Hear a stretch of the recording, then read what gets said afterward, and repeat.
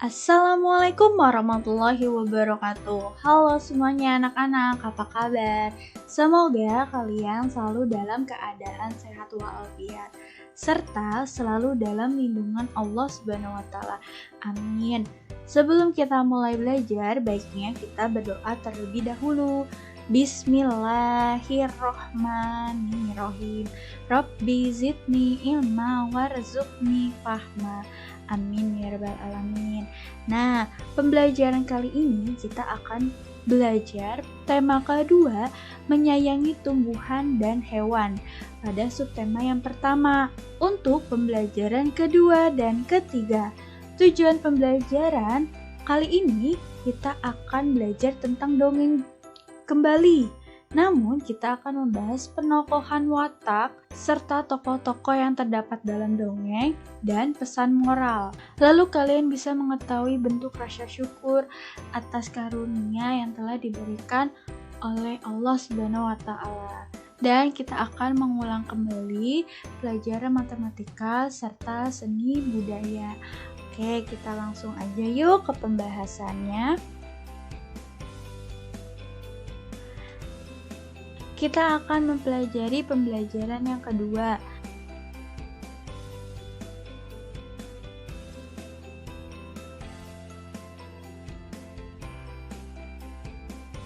Kakek dan nenek berkunjung ke rumah Cika. Cika senang karena kakek suka mendongeng. Seperti sore ini, kakek mendongeng kisah pohon apel. Nah, kita simak yuk dongeng penyesalan anak Pak Tani. Suatu ketika hiduplah seorang petani. Pak Tani menanam satu bibit pohon apel, kemudian merawat pohon apel dengan penuh kasih sayang. Pohon apel tumbuh dengan subur, pohon apel juga berbuah dengan lebat. Oleh Pak Tani, hasil panen apel dijual ke pasar.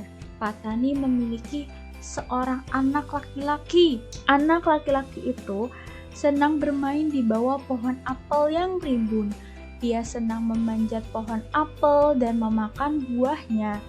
Pohon apel sangat senang. Ia merasa hidupnya memberi banyak manfaat untuk kehidupan Pak Tani. Waktu terus berlalu. Anak Pak Tani ini telah tumbuh besar. Ia ingin mencari pekerjaan di kota. Anak itu meminta izin pada ayahnya. "Ayah, aku ingin pergi ke kota. Aku sudah bosan tinggal di desa. Aku ingin mencari pekerjaan di kota." "Tapi nak, kamu tidak punya keterampilan untuk bekerja di kota. Keterampilanmu hanya berkebun yang ayah ajarkan kepadamu. Lagi pula, ayah tidak punya banyak uang untuk bekalmu ke kota," jawab Pak Tani.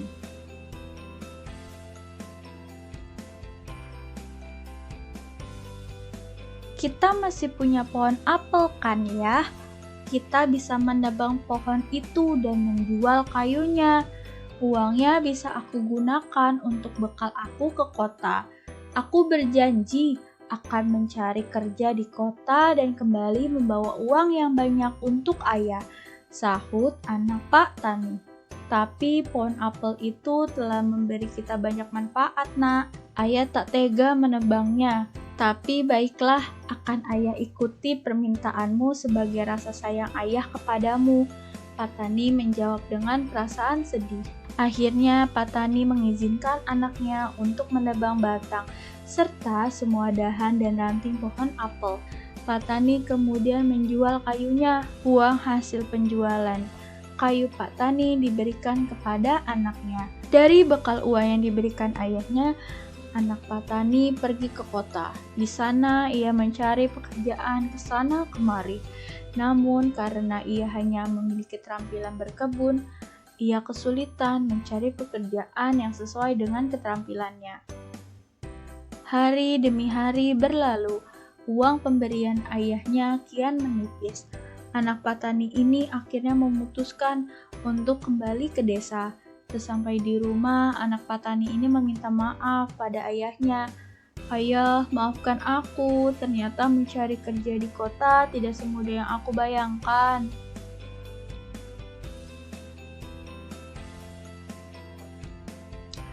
Lalu apa yang harus kita perbuat, anakku? Ayah sudah semakin tua, ayah sudah tidak kuat lagi berkebun. Pohon apel satu-satunya penghasilan kita sudah kamu tebang. Sekarang kamu harus tanam kembali bibit pohon apel dan rawat tanaman itu seperti dulu aku merawat pohon apel yang telah ditebang, kata Pak Tani. Baiklah ayah, aku akan memulai apa yang pernah ayah kerjakan dahulu.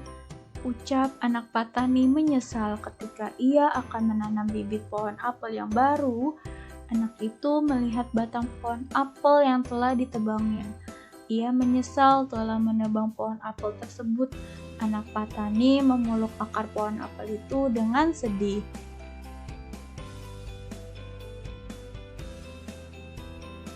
Salah satu unsur yang ada dalam dongeng membuat cerita dongeng menarik adalah penokohan atau watak tokoh. Penokohan adalah watak atau sifat yang dimiliki oleh tokoh dalam suatu cerita. Tokoh merupakan pelaku dalam sebuah cerita. Dalam suatu dongeng ada tokoh utama dan tokoh pembantu. Dalam dongeng penyesalan anak Pak Tani terdapat dua tokoh utama tanpa adanya tokoh pembantu. Watak kedua tokoh tersebut sebagai berikut. Tokoh Pak Tani memiliki watak bijaksana, sayang kepada anaknya, sayang kepada tanaman. Sedangkan anak Pak Tani dengan watak keras kepala atau tidak mau mendengarkan nasihat orang tua. Nah, pada pelajaran sebelumnya kamu sudah menulis dongeng yang kamu sukai. Sekarang, coba kamu tuliskan tokoh dan watak dalam dongeng tersebut di buku tematik terpadu halaman 12.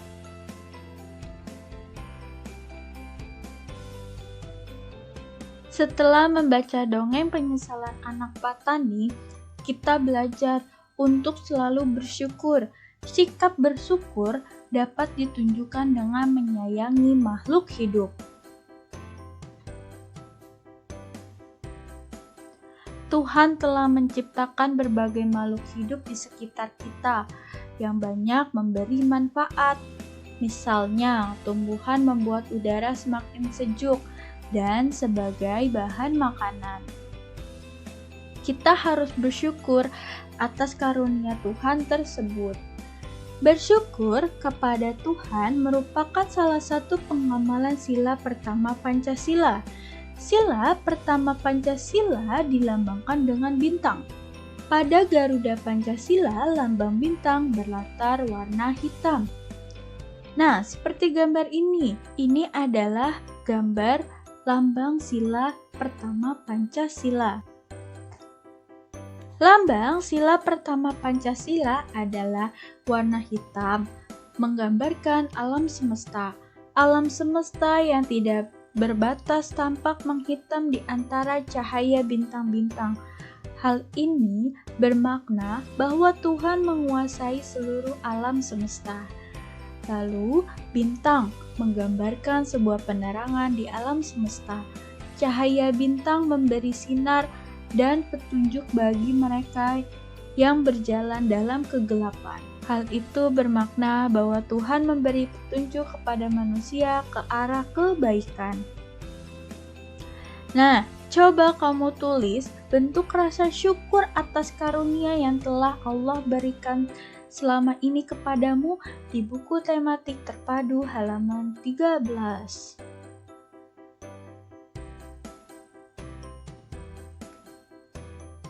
Setelah kita belajar tentang pembelajaran yang kedua, kita akan belajar selanjutnya pembelajaran yang ketiga.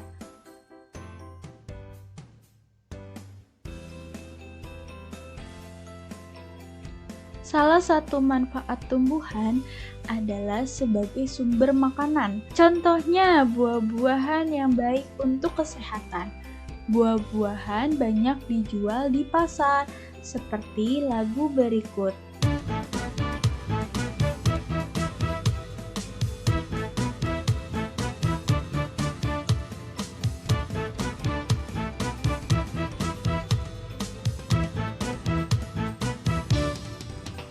Papaya, mangga, pisang, jambu,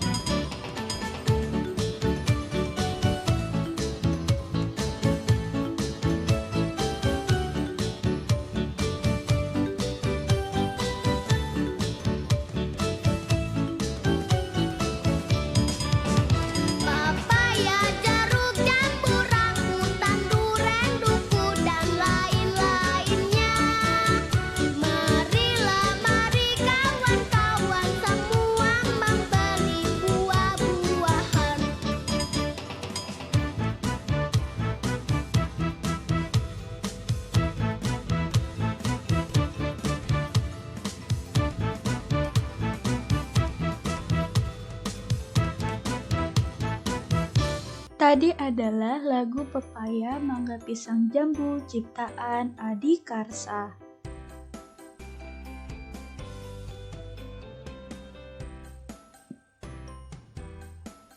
Sang petani dan pohon rambutan. Dahulu kala ada seorang petani yang sangat miskin bernama Tan. Tan hidup sebatang kara di sebuah desa terpencil di dekat hutan. Suatu hari ia pergi ke hutan untuk mencari kayu dan buah-buahan. Tujuannya agar ia dapat menjual hasil temuannya di hutan ke pasar.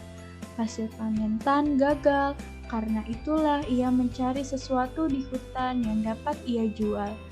Di hutan banyak pohon yang tinggi, semak belukar, dan hewan buas. Tan memberanikan diri berjalan masuk ke dalam hutan. Suasana di dalam hutan sangat sunyi. Tiba-tiba seekor harimau hendak menerkamnya. Ia sangat panik dan ketakutan. Ia mengambil batu yang ada di dekatnya dan melemparkannya ke wajah harimau. Sampai-sampai gigi harimau itu patah. Harimau itu langsung pergi, menghindari Tan dengan gigi ompong dan darah di wajahnya. Tan memutuskan untuk pulang walaupun tidak membawa apa-apa. Namun, gigi harimau itu sangat menarik perhatiannya. Gigi harimau itu berwarna kuning. Ia pikir itu seperti emas. Ia membawanya pulang ke rumah. Beberapa hari kemudian, ia pergi ke pasar untuk menjual gigi harimau tersebut. Ia berharap penjual emas akan berpikir bahwa itu adalah emas. Namun, perkiraannya salah. Tan dianggap penipu. Ia kecewa, kembali ke rumahnya.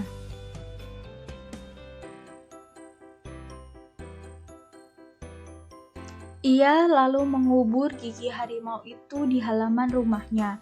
Tanpa ia sadari, rambutnya rontok dan ikut terkubur bersama gigi harimau.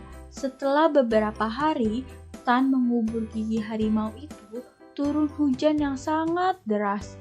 Tanah menjadi subur, namun Tan merasa aneh. Ada tanaman yang tidak pernah ia lihat sebelumnya tumbuh di halaman rumahnya. Tanaman itu tumbuh menjadi besar dan berbuah banyak. Buahnya bulat dan berambut. Setelah ia mengupas dan mencobanya, buah itu terasa manis dan enak. Lalu, Tan memberi nama buah itu rambutan, sesuai dengan bentuknya yang berambut dan bundar. Sejak itulah, Tan bekerja sebagai petani rambutan.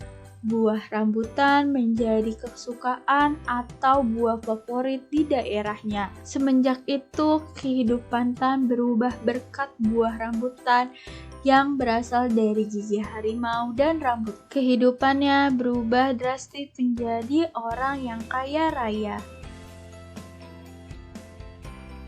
Nah, coba kamu tulis pesan yang terdapat pada cerita asal mula buah rambutan di buku tematik terpadu halaman 19.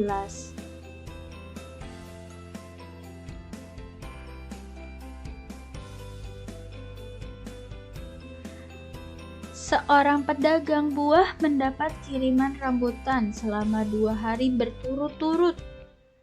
Hari pertama, ia mendapat kiriman 235 ikat. Hari kedua, ia mendapat kiriman 342 ikat. Berapa jumlah kiriman rambutan pada hari pertama dan kedua?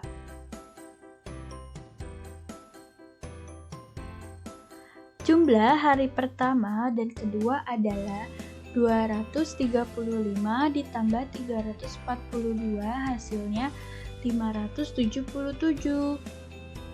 Sekarang jika posisinya ditukar, jumlah hari kedua dan hari pertama adalah 342 ditambah 235 sama dengan 577.